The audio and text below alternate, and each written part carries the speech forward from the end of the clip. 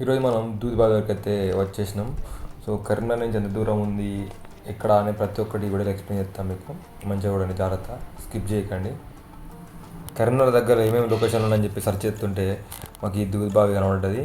So ఒకసారి పోదామని చెప్పేసి ఫిక్స్ అయినాం నేను మా ఫ్రెండ్స్. మా ఫ్రెండ్ వచ్చేసిండు. సో వాడికి వెళ్తూ మాట్లాడదాం. అసలు ఎట్లా తెలిసింది, ఏం కథ అన్నది ప్రతి ఒక్కటి మీకు ఈ వీడియోలో ఎక్స్‌ప్లెయిన్ చేస్తాను నేను. అసలు ఆ బాయ్ డీటెయిల్స్ ఏంది, దాని ప్రత్యేకత ఏంది, ప్రతి ఒక్కటి చెప్తాను మీకు. ఫస్ట్ మనం ఎటు పోవాలన్నా ఏం చేయాలనుకున్నా ఫస్ట్ పెట్రోల్ మొత్తం కంపల్సరీ. అది ఏ ఏ ట్రిప్ అయినా, చిన్నదైనా పెద్దదైనా, ఫస్ట్ ఫ్యూయల్ కంపల్సరీ చూసుకోవాలి. ఎందుకని అటు మనం పోయే దారిలో ఉండొచ్చు, ఉండకపోవచ్చు, చూసుకొని పోతే బెటరు. తర్వాత పెట్రోల్ అయిపోయాక తర్వాత ఎయిర్ చూసుకోవాలి. టైర్లో గాలి, పెట్రోల్ కంపల్సరీ చూసుకోవాలి. ఎందుకంటే మనం పోయే రూటు మనం ఎప్పుడు అట్లా అనుకోవద్దు, ఎక్కడ పడితే అక్కడ ఉంటాయని చెప్పి ఎట్టి పరిస్థితులు అనుకోవద్దు. మనం పోయే రూట్లో ఉండొచ్చు, ఉండకపోవచ్చు. సో ఎండాకాలం కాబట్టి ఇప్పుడు ఈ మధ్య షాపులు కానీ ఓపెన్ చేయట్లేదు. సో ట్రిప్ స్టార్ట్ అయ్యే ముందు మనం రీడింగ్లో ట్రిప్ ఆన్ చేయాలి. ట్రిప్ ఆన్ చేస్తే ఎంత దూరం పోయి తెలుస్తుంది మనం, అంటే డెస్టినేషన్ ఎంత ఉంది తెలుస్తుంది మనకు. సో టైర్లలో అయితే ఖచ్చితంగా గాలి చెక్ చేసుకోవాలి. ఎండాకాలం కొంచెం తేడా కొట్టినా బ్లాస్ట్ అయ్యే అవకాశం ఉంటుంది. సో అన్నీ చెక్ చేసుకొని పోవాలి. పెట్రోలు, గాలి, డబ్బులు కంపల్సరీ ఉండాలి. స్టార్ట్ అయినాం. ఎండ్ అయితే అసలు పొద్దున్న అనుకున్నాం కానీ పొద్దున్న కొంచెం డిలే అయింది. సో 10 అవుతుంది, 10కి స్టార్ట్ అయినాం. కరెక్ట్ లొకేషన్ కరీంనగర్ నుంచి 25 కిలోమీటర్లను చూపెడుతుంది. కానీ 2 రూట్లు చూపెట్టినాయి. ఒకటేమో 30 చూపెట్టింది, ఇంకేమో 25 అట్లా చూపెట్టింది. చూద్దాం, ఆడికైనా చూద్దాం కరెక్ట్ వస్తారా. అదే కరీంనగర్లో మంచి మంచి లొకేషన్లు ఉన్నాయి. అసలు డే బై డే మనం ఒక్కొక్కటి ఎక్స్ప్లోర్ చేద్దాం. ఇది వచ్చేసి కరీంనగర్ నుంచి వరంగల్ రోడ్ల మధ్యలో ఉంటుంది. కేశవపట్నం దాటినాక నెక్స్ట్ వచ్చే ఊరే ఇది ములంగూరు. సో ఈ హైవే కాబట్టి చాలా డైరెక్షన్స్, ఫ్లైఓవర్ కిందికి వెళ్ళి పైకి వెళ్ళి ఇదే అవుతుంది తిరుగుడు. అంతకుముందు స్ట్రైట్ ఒకటే రోడ్డు ఉంటుండే. ఇప్పుడు ఈ ఫ్లైఓవర్ చేయబట్టి, ఇప్పుడు హైవే చేయబట్టి అసలు ఎటు పోతున్నావు మాకే అర్థమవుతుంది. రెగ్యులర్ తిరిగి మాకే ఇంత కన్ఫ్యూజ్ ఉంది. కొత్త వర్షం వాళ్ళకి అయితే మస్తు కన్ఫ్యూజ్ అవుతుంది. మీరు మ్యాప్ సెట్ చేసుకొని కంపల్సరీ కరీంనగర్ నుంచి 25 కిలోమీటర్స్ వస్తుంది. సో మ్యాప్ పెట్టుకొని రావాలి. నేను డైరెక్ట్ నా వరంగల్ రూట్ తెలుసు అంటే ఫస్ట్ లాగా లేదు రోడ్డు మొత్తం. హైవే వల్ల మొత్తం రోడ్లన్నీ అటు ఇటు మలుపులు బాగా అయిపోయినాయి. సో మాకే ఫుల్ చాలా కన్ఫ్యూజ్ అయింది. మన గూగుల్ మ్యాప్ నమ్ముకుంటే తెలుసు కదా ఎక్కడికో ఎక్కడ చూపెడుతుంది. ఫస్ట్ ఈయన చూపెట్టింది. ఈ రోడ్డు మొత్తం అసలు ఘోరంగా ఉండే. రిటర్న్ మళ్ళీ బ్యాక్ వచ్చేసినాం. సో ఈ ఫ్లైఓవర్ పక్కన బోర్డు ఉంటుంది, ఇగో ములంగూరు అని కనబడుతుంది. ఇక్కడ నుంచి లెఫ్ట్ తీసుకోవాలి. ఈ లెఫ్ట్ చక్కా స్ట్రైట్ ఎటే ఉండదు. ఇక ఇది హైవే కాబట్టి మస్తు అంటే మస్తు ఇబ్బంది అయింది మాకు. 2-3 సార్లు కన్ఫ్యూజ్ అయినాం మేము, ఎటో తింపింది. సో ఇక్కడి నుంచి లెఫ్ట్ తీసుకున్నాం, ఇక ఒక్కటే స్ట్రేట్ ఒకటే తోడ, మళ్ళీ ఎటు మలపద్దు. సో ఈ స్ట్రేట్లో ముందుకు వచ్చిన తర్వాత ఇక్కడ చౌరస్తా వస్తుంది, ఈ ములంగూరు చౌరస్తా వస్తుంది. ఎటు మలగద్దు, స్ట్రేట్ వెళ్ళిపోవాలి. చక్క మన గుట్ట సైడ్, మన గుట్ట కనిపించిన స్ట్రేట్ గుట్ట దగ్గరికి వెళ్ళిపోవాలి. సో ఊర్లో అయితే అంత పెద్ద ఏం లేదు, చిన్నగానే ఉంది ఊరు. ఇక్కడ స్కూలు ఈ ఎండకు ఘోరంగా ఉంది. స్కూలు హై స్కూలే, గ్రౌండ్ పెద్దగా ఉంది. కానీ స్కూల్ బిల్డింగ్ చాలా చిన్నగా ఉన్నాయి. గ్రౌండ్ అయితే పెద్దగానే ఉంది. చూసినాకైతే మనకు స్ట్రేట్లో కనిపించే గుట్ట కిందనే ఉంటుందంట బాయ్. చూద్దాం ఆడికి ఎట్లా పోవాలి. అన్నీ ఇక్కడి నుంచి అడ్డదారులు బాగున్నాయి, అందుకే మాకు ఫుల్ కన్ఫ్యూజ్ అయ్యిండే. సో అప్పటి నుంచి ఈ ఊర్లో ఎంటర్ అయిన కాంచి అసలు ఎటు పోవాలో అర్థమవుతలేదు. అసలు ఎటు బోర్డులు కూడా ఏం లేవు ఇక్కడ, బావి కాడికి పోవాలని చెప్పేసి ఎక్కడ దాలేవు. నేను కూడా కరెక్ట్ చూడలేదు ఆ మ్యాప్లో, ఎవరు కూడా కరెక్ట్ చెప్పలేదు. సో చక్కగా వచ్చేసినాము ఎటైతే అని చెప్పేసి. ఇక్కడ హనుమాన్ టెంపుల్ ఉన్నది. మళ్ళీ కొంచెం ముందుకు రాగానే మళ్ళీ ఒక టెంపుల్ కనబడ్డది. ఈ ఫుల్ టెంపుల్ ఉండే, అసలు ఫుల్ కన్ఫ్యూజన్ ఉండే. అట్లనే స్ట్రేట్గా ముందుకు వచ్చేసినాం. ఇంకా ముందుకు వచ్చేసినాక మళ్ళీ ఏమైందంటే మళ్ళీ రైట్ సైడ్లో మళ్ళీ ఒక పాత టెంపుల్ కనబడ్డది. ఈ పాత టెంపుల్ దగ్గర కంపల్సరీ టెంపుల్ ఈ పాతగా ఉన్న వాటికన్నా ఉంటుంది ఆ బాయ్ ఖచ్చితంగా అని చెప్పేసి మళ్ళీ ఇటు సైడ్ మళ్ళీ పోయినాం. మళ్ళీ ఈ టెంపుల్ దగ్గరికి పోయినాం. ఖచ్చితంగా ఇక్కడనే ఉంటుంది 100% డౌట్ ఉండే. అది లొకేషన్ కూడా అట్నే ఉండే.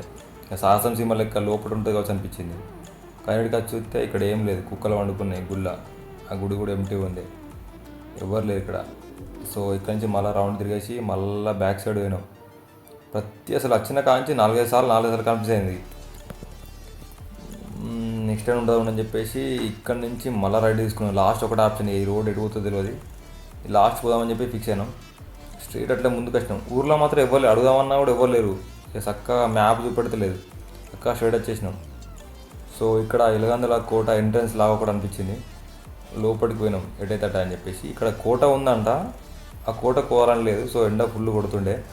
సో ఎటైతే అట అని చెప్పేసి లోపల ఎట్లుంటుందో కనీసం ఇదన్నా ఎక్స్ప్లోర్ చేద్దామని చెప్పేసి వచ్చినాం. లోపలైతే నార్మల్గా ఉంది. ఇక్కడ కొన్ని హరితహారంలు ఏంటి చిన్న చిన్నవి ఉన్నాయి. సో చూద్దాం ఏమవుతుందో.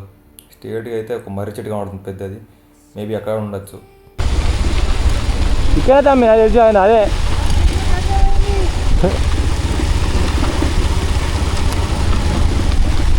మరికి చెట్టు చిన్న పెద్దలేదుగా. అమ్మతోడు ఘోరంగా ఉంది.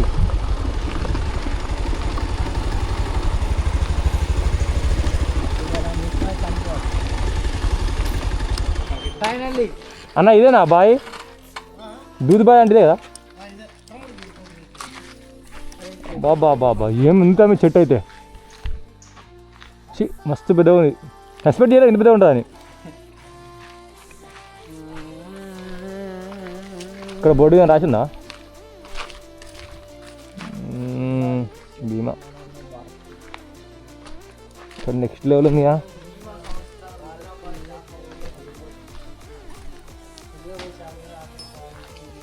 రైట్ నిజంగా తెల్లగా ఉన్నాయి నీళ్ళు.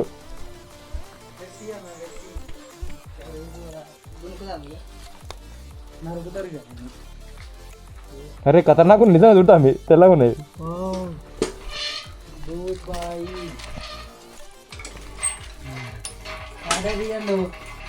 సార్ పైకి చేయదు ఎట్లా తెద్దాం?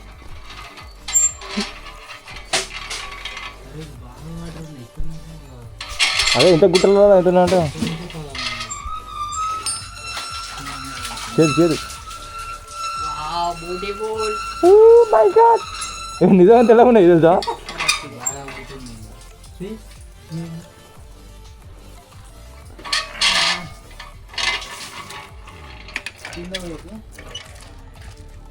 నిజంగా తెల్లగా ఉన్నాయి.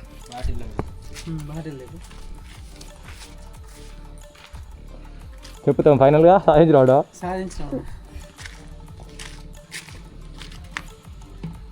పడుకో మన పడలేదు.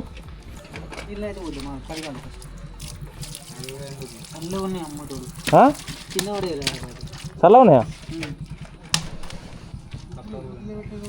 అమ్మని అమ్మ కరెక్టే. ఇక వాటర్ చూడంగానే మనం కొంచెం మొంగడుకుందాం అనుకున్నాం.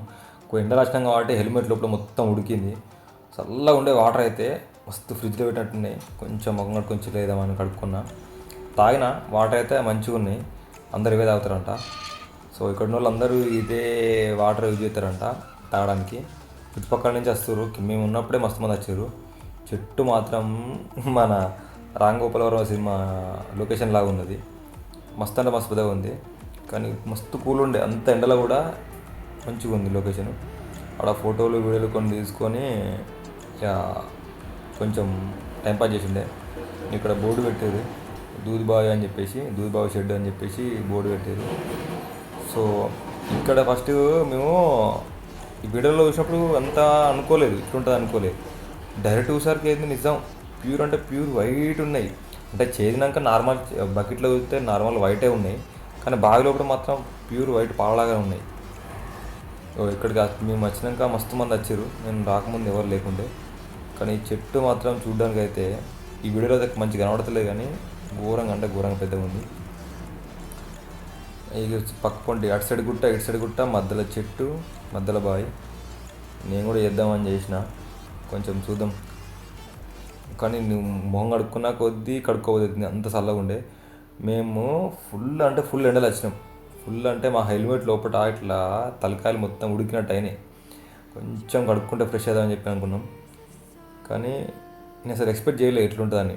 ఏ వీడియోలో ఎవడో అట్లా ఫేక్ చెప్తారు కావచ్చు అనుకున్నాం. అసలు ఏంది కథ చూద్దామని వచ్చినాం. ఫుల్ అంటే ఫుల్ చల్లగా ఉండే. ఆహా, నాకు కడుక్కున్నా కొద్ది కడుక్కోపోతుంది. కానీ ఆడ వేస్ట్ చేయొద్దు, ఆడ తాగునీళ్ళ కోసం వేరే తీసుకోవడానికి వచ్చారు. సో అట్లా మీకు చూపడమని అట్లా నేను ఫేస్ కడుక్కున్నా. మస్తు అంటే మస్తు కూల్ ఉండే. అసలు మనోడు కొంచెం ఆది సీమ లెవెల్ రాయలసీమ వాటర్ లెక్క తెలంగాణ వాటర్ తాగుతుండు. ఫుల్ అంటే ఫుల్ పని చేసిన వాడు కొంచెం. ఆ వీడియోలన్నీ చేసినాం కానీ ఇక వీడియోలు ఎంత అయితే పెట్టలేదు. సో బాయ్కు షెడ్ వేసారు. ఆ షెడ్ పైన కొంచెం గ్యాప్ ఇచ్చి పెట్టారు.